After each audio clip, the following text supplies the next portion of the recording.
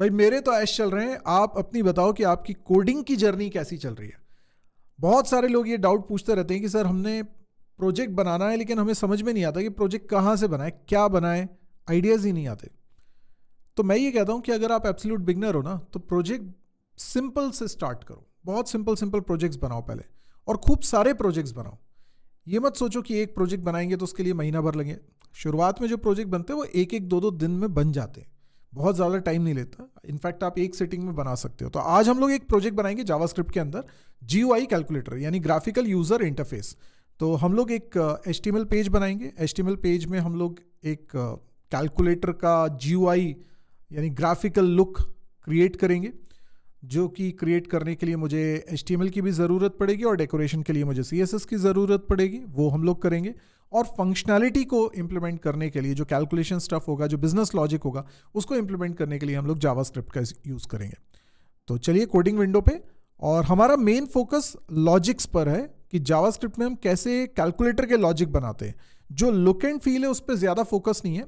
इसलिए मैं क्या कर रहा हूँ कि थोड़ा फास्ट प्रोडक्शन करने के लिए, और ये आपको भी मैं एडवाइस करूँगा कि अगर आप लॉजिक्स पे ज़्यादा एम्फोसाइज कर रहे हैं तो आप इंटरफेस बनाने में बहुत ज़्यादा मेहनत करने की ज़रूरत नहीं है, वो सब रेडीमेड आपको मिल जाता है।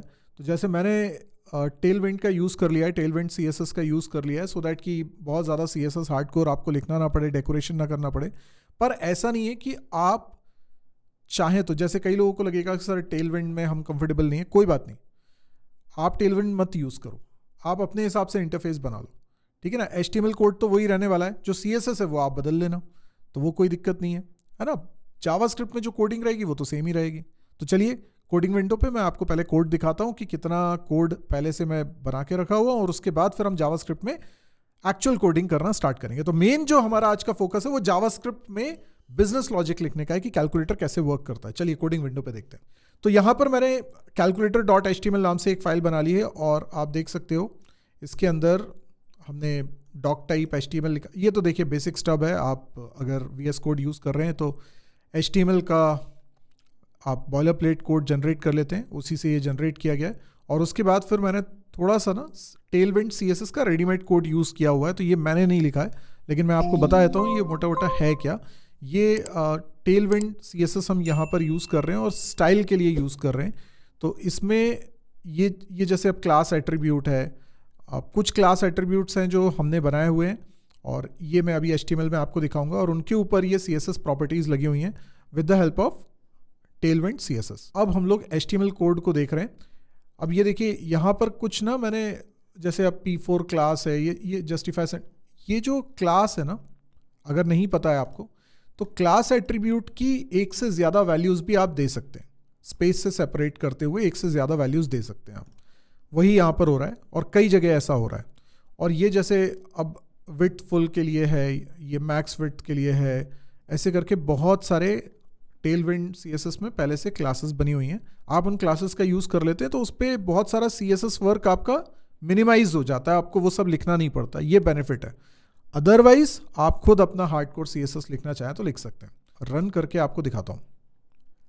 इसका पाथ कॉपी किया जाए और यहाँ पर इसको पेस्ट कर लिया जाए।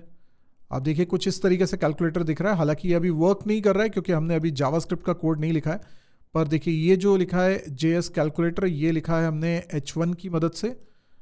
तो आप देखो ये H1 की मदद से JS कैलकुलेटर है। उसके बाद फिर एक div टैग यहाँ पर बना हुआ है, और div टैग का ID है कैलकुलेटर, और क्लास एट्रीब्यूट की मल्टीपल वैल्यूज़ यहाँ पर लिखी हुई हैं, जिसमें कैलकुलेटर ग्रिड भी है जो मैंने अभी आपको ऊपर दिखाया था। ये कैलकुलेटर ग्रिड है, इस पर कुछ प्रॉपर्टीज़ यहाँ पर लगी हुई हैं। This is div, another div tag. इस div टैग के अंदर ज़्यादा कुछ लिखा नहीं है, ज़ीरो अकेला लिखा हुआ है, तो ज़ीरो आपको दिखाई देगा। ये बेसिकली हमारा डिस्प्ले यूनिट है जहाँ पर आपको नंबर्स दिखाई देते हैं। तो ये वो स्क्रीन रहती है जिस पे आपको रिजल्ट मिलता है, तो उस पर बाय डिफ़ॉल्ट ज़ीरो लिखा है, उसके लिए ज़ीरो है, और ये डायनेमिकली चेंज होने वाला है, आपको भी पता है।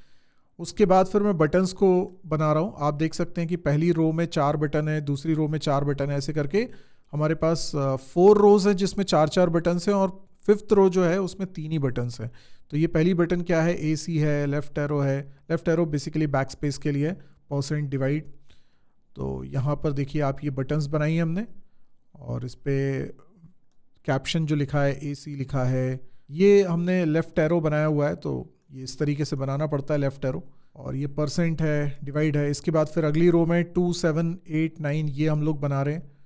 फिर अगली रो में 3, ये 4, 5, 6 और सब्ट्रैक्शन के लिए बना रहे हैं। ये देखिए 4, 5, 6 और सब्ट्रैक्शन, फिर 1, 2, 3 और एडिशन रहेगा, ये रहा।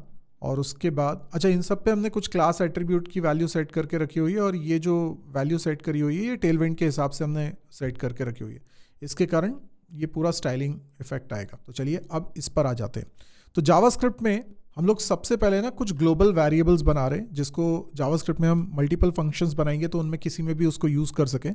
तो मैं एक वेरिएबल बना रहा हूँ करंट एक्सप्रेशन। करंट एक्सप्रेशन क्या है वो मैं रख रहा हूँ, और शुरुआत में वो एम्प्टी स्ट्रिंग है।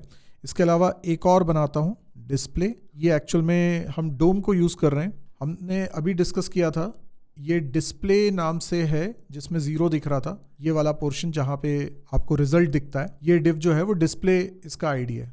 तो इसको मैं सेलेक्ट करना चाहता हूँ क्योंकि मुझे बार बार डिस्प्ले की वैल्यू ही चेंज करते रहना है। अब हम लोग एक फंक्शन बनाएंगे जिससे कि हम अपने डिस्प्ले यूनिट को क्लियर करेंगे, क्योंकि अब बार बार उसकी वैल्यू को हमें चेंज करना रहेगा। तो उसको क्लियर करने के लिए एक फंक्शन चाहिए हमें, फंक्शन क्लियर डिस्प्ले, और इसके अंदर करंट एक्सप्रेशन एम्प्टी स्ट्रिंग ही रहेगा and display dot text content की वैल्यू वापस से 0 कर देंगे। तो डिस्प्ले को क्लियर करने का मतलब है जो कुछ भी उसमें एक्सप्रेशन लिखा हुआ है, टाइपिंग वर्क हमने कर लिया है तो वहाँ कुछ लिखा हुआ है तो वो सब कुछ डिलीट होके वापस से 0 दिखाई दे। अब जब एक्सप्रेशन में बैकस्पेस हम करेंगे तो हमें लास्ट कैरेक्टर को डिलीट करना रहेगा। तो उसके लिए हम लोग एक फंक्शन बना रहे हैं delete last if current expression. अब करंट एक्सप्रेशन की वैल्यू कई बार होगी एरर, कुछ ऑपरेशंस वैलिड नहीं है तो एरर आएगी, और एरर मैसेज आप एरर ही दिखाई देगा आपको डिस्प्ले यूनिट में। तो करंट एक्सप्रेशन अगर एरर है तो वो पूरा का पूरा डिलीट हो, मतलब उस समय अगर आप बैकस्पेस दबाएंगे तो ऐसा नहीं होगा कि एरर का आर डिलीट होगा और फिर ओ डिलीट होगा, ऐसा नहीं होगा, वो पूरा का पूरा डिलीट होना चाहिए। कॉल कर देता हूँ यहाँ पर, इनफैक्ट ये बॉडी बनाते हैं इफ ब्लॉक की, और यहाँ पर क्लियर डिस्प्ले जो अभी हमने बनाया उसको कॉल कर लेते हैं, देन रिटर्न। और अगर एरर नहीं लिखा है तो फिर क्या होगा, फिर जो भी करंट एक्सप्रेशन लिखा हो उसको स्लाइस करेंगे। ठीक है, स्लाइस फंक्शन के बारे में आपको पता होगा, 0, -1। तो ये स्टार्टिंग और एंड वैल्यू हम लोग देते हैं, और इसमें भी ये नेगेटिव इंडेक्सिंग को सपोर्ट करता है। तो ये -1 है तो ये आखिरी वाला कैरेक्टर होगा। तो एंड वैल्यू एक्सक्लूड होती है, इसलिए 0 से लेके सेकेंड लास्ट कैरेक्टर तक ये ले लेगा और बाकी छोड़ देगा, मतलब लास्ट कैरेक्टर छोड़ देगा। तो यही हम चाहते थे। तो करंट एक्सप्रेशन की जो वैल्यू है वो चेंज हो गई, उसमें लास्ट कैरेक्टर हट चुका है। तो जैसे लिखा हुआ है 3 + 4 तो या 341, तो वो एक डिलीट करेगा तो 34 बचना चाहिए, लास्ट कैरेक्टर उसमें से डिलीट हो गया। और मान लीजिए current expression already empty string है, तो डिस्प्ले टेक्स्ट कंटेंट 0। ठीक है ना, मतलब उसमें आप फिर बैकस्पेस दबा भी रहे हो तो उससे कुछ होना नहीं है, वो वैसे का वैसे ही रहना चाहिए क्योंकि एक्सप्रेशन कुछ है नहीं। अच्छा, इसमें एल्स लिखते हैं। मान लीजिए करंट एक्सप्रेशन एम्प्टी स्ट्रिंग नहीं है तो फिर display dot text content current expression जो है current expression as it is उसको डिस्प्ले कर दीजिए। चलिए, ये हमारा डिलीट लास्ट बन के तैयार हो गया। व्हाट नेक्स्ट, हम लोगों को एक और फंक्शन बनाना है जो एक्चुअल में कैलकुलेट का काम करेगा, और यहाँ पे हम थोड़ा रोबस्ट कोडिंग करना चाहते हैं तो एक्सेप्शन हैंडलिंग भी करेंगे। तो मैंने ट्राई लगा दिया, ट्राई ब्लॉक के अंदर let final expression. Final expression कैसे क्रिएट होगा, जो करंट एक्सप्रेशन है रिप्लेस करेंगे। तो अब जैसे कई बार क्या होगा ना, आप परसेंटेज निकालना चाह रहे हैं, क्योंकि हमने कैलकुलेटर में ना परसेंट का भी एक ऑप्शन बनाया हुआ है। तो अब क्या होगा कि मान लीजिए हम लोग 50% 2 लिखना चाहते हैं कि 50 में आप मल्टीप्लाई करने वाले हैं कितने का, आप मल्टीप्लाई करने वाले हैं 2/100 का ना। 2/100 का मल्टीप्लाई करेंगे मतलब 50 × 2 100 हो जाएगा, 100 डिवाइडेड बाय 100 हो जाएगा 1। तो रिजल्ट 1 आना चाहिए। ऐसा भी लिख सकते हो इसको, ये जो डिवाइड हो रहा है इसको यहाँ ना लिख के आप 50 के साथ भी लिख सकते हो। तो 50/100 करो, बात एक ही है। 50/100 करोगे तो रिजल्ट आएगा 1/2, 1/2 में 2 का मल्टीप्लाई करोगे तो भी 1 ही आएगा, तो वो सेम ही आने वाला है। तो आप ऐसा लिख सकते हो। तो बेसिकली अच्छा, ये तो मल्टीप्लाई का सिंबल ऐसे बनेगा ना।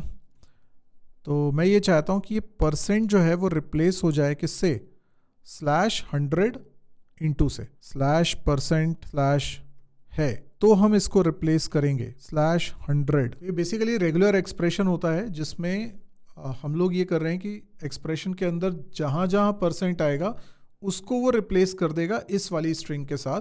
ये जी का मतलब जो है वो ग्लोबल फ्लैग के लिए होता है, तो अगर रेगुलर एक्सप्रेशन में आप कंफर्टेबल नहीं है तो थोड़ा सा इसके बारे में आप देख लीजिएगा। ओके, लेकिन ज़रूरी नहीं है ना कि ये मिले ही, है ना। अगर परसेंट नहीं मिल रहा है तो ये रिप्लेस नहीं होगा, सीधी सी बात है। चलिए अब हम लोग ये देख लेते हैं जो फाइनल एक्सप्रेशन है कहीं वो एम्प्टी तो नहीं है, क्योंकि अगर वो एम्प्टी है हमें कर देना है, तो फाइनल एक्सप्रेशन अगर एम्प्टी है तो हमें डिस्प्ले 0 ही कराना है। अदरवाइज हमारे पास जावास्क्रिप्ट में एक इवैल नाम का फंक्शन होता है जो एक्सप्रेशन एज अ स्ट्रिंग अगर आपको मिलती है तो स्ट्रिंग के अंदर जो भी एक्सप्रेशन लिखा हुआ है उसको इवैल्यूएट करके रिजल्ट दे देता है, और वही हमें चाहिए। तो लेट रिजल्ट, बस हमको रिजल्ट यहाँ पर मिल चुका होगा। पर कई बार रिजल्ट कैसा आ सकता है, कुछ एरर का रीज़न भी बन सकता है कि रिजल्ट जो है वो नॉट डिफाइंड आ रहा है, इनफाइनाइट आ रहा है ना। खासतौर पे जैसे किसी नंबर को आप डिवाइड कर रहे हो 0 से, तो उस सिचुएशन में जो रिजल्ट आएगा उसको भी आपको हैंडल करना है। तो आप एक काम करिए, एक इफ़ लिखिए इज़ फाइनाइट, तो फाइनाइट है कि नहीं है वो बता देगा। अगर है तो ट्रू देगा, नॉट करके हम उसे फॉल्स बना देंगे, है ना। और अगर फाइनाइट नहीं है तो वो फॉल्स करेगा, तो उसको हम ट्रू बना देंगे। तो मतलब जब इनफाइनाइट आ रहा है तब ये इफ कंडीशन ट्रू होगी। तो हम लोग क्या कर देंगे, करंट एक्सप्रेशन में असाइन कर देंगे एरर एंड देन रिटर्न। तो अभी लिखिए current expression parse float result dot to fixed, जो भी रिजल्ट है उसमें हमने ये सेट कर दिया, ठीक है। तो करंट एक्सप्रेशन हमेशा एज अ स्ट्रिंग ही रहने वाला है, ठीक है। अब हम लोग यहाँ पर ट्राई ब्लॉक कहाँ एंड हो रहा है, यहाँ पे एंड हो रहा है लाइन नंबर 128 पे। तो यहाँ पे लगाते हैं कैच। अगर किसी भी प्रकार की एरर आती है तो हम लोग करंट एक्सप्रेशन में असाइन कर देंगे error, display dot text content, इसको कर देंगे एरर। तो ये भी हमारा कैलकुलेट फंक्शन बनके तैयार हो गया। जब आप बटन्स प्रेस करेंगे नंबर्स के लिए तो नंबर डिस्प्ले यूनिट में बढ़ता जाना चाहिए। जैसे 2 टाइप किया तो स्क्रीन पे भी 2 दिखेगा, 5 टाइप किया तो उसमें अपेंड हो जाना चाहिए 5, 1 टाइप किया तो 251 हो जाना चाहिए अपेंड होके।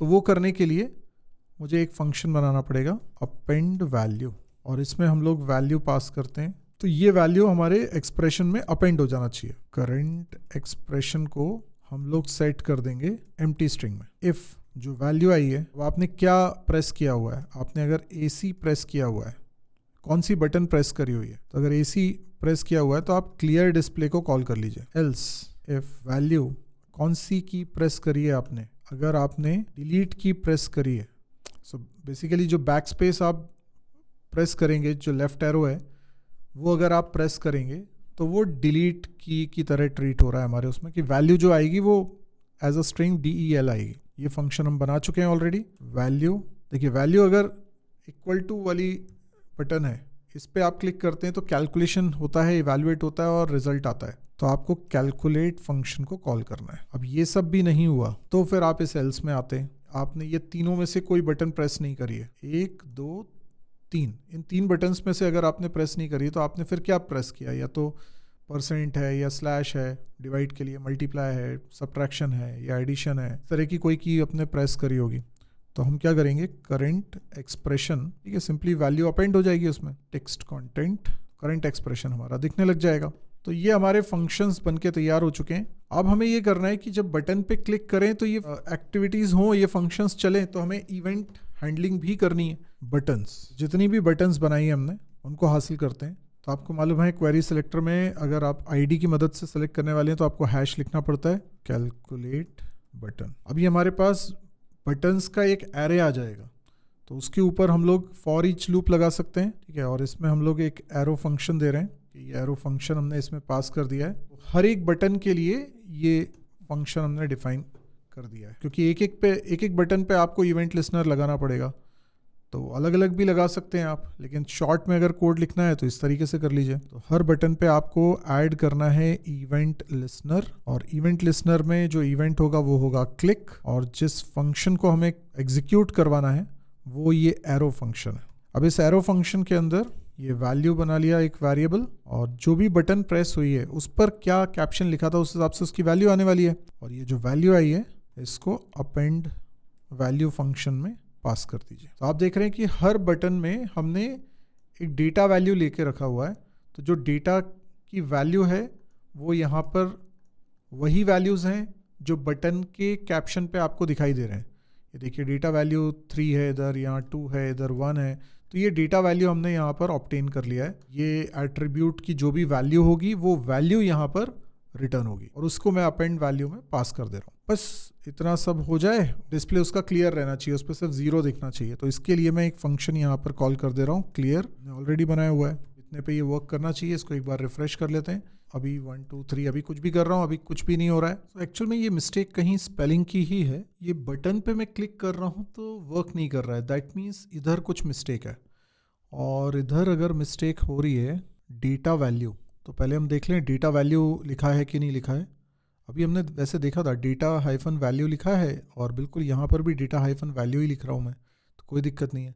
एक बार ये और देख लेते हैं कैलकुलेट बटन ही लिखा है कि नहीं लिखा है। ओके, सो बेसिकली मैं आईडी लिख रहा हूँ, यहाँ कैलकुलेटर है और मैं लिख रहा हूँ calculate, this is the problem. तो ये यहाँ पर कैलकुलेटर होना चाहिए, कैलकुलेट नहीं होना चाहिए। आईडी यहाँ पर कैलकुलेटर है, देख लीजिए आप, ये आईडी कैलकुलेटर है। सो ये बेसिकली सीएसएस सेलेक्टर होता है और कुछ नहीं है। इस हैश कैलकुलेटर से क्या हुआ, ये हमारा आईडी है, जो भी एचटीएमएल एलिमेंट का आईडी कैलकुलेटर होगा वो सेलेक्ट होगा, पर सेलेक्टर सिर्फ इतना नहीं लिखा, उसके अंदर बटन, तो वो सारे बटन्स जो उस HTML एलिमेंट के अंदर है जिसका आईडी कैलकुलेटर है, ये इसका मतलब हुआ। ऐसी CSS लिखते हो तो क्वेरी सेलेक्टर ऑल में आप एग्जैक्टली जैसे CSS में सेलेक्टर लिखते हो वैसे ही इसमें भी लिखते हो।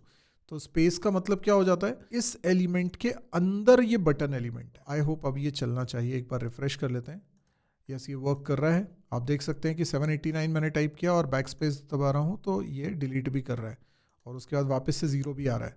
ठीक है, मैंने अगर लिखा 50% 2 तो इट शुड बी 1 और ये 1 आ रहा है। अगर मैं लिखता हूँ 12 + 3 सॉरी 112 + 3 दैट इज़ 115, AC दबा के वापस से 0 कर सकते हैं। 5 × 6 कर दो, 30 आ रहा है।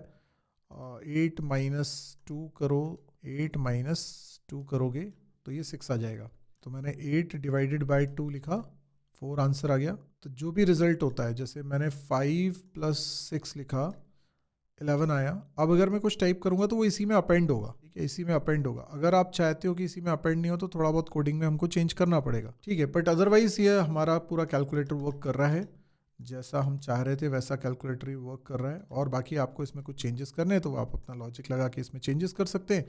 ये रहा कोड। अब आपको ये कोड अगर चाहिए है तो मैं लिंक वीडियो के डिस्क्रिप्शन में रख देता हूँ और आप वहाँ से इस कोड को पूरा डाउनलोड कर सकते हैं। तो ये टेलविंड का हमने ज़रूर डायरेक्टली उठाया हुआ है कोड, और बाकी ये HTML का कोड भी हमने पहले से बना लिया। ये जो स्क्रिप्ट है ये हम लोगों ने अभी लिखी है और इसी में हमारा असली बिजनेस लॉजिक छुपा हुआ है। इसी तरीके से कुछ ना कुछ प्रोजेक्ट्स आप बनाते रहिए, बनाते रहेंगे तो आप सीखते रहेंगे, प्रैक्टिस होती रहेगी। तो आज के लिए इतना ही, मिलते हैं नेक्स्ट वीडियो में किसी और प्रोजेक्ट के साथ।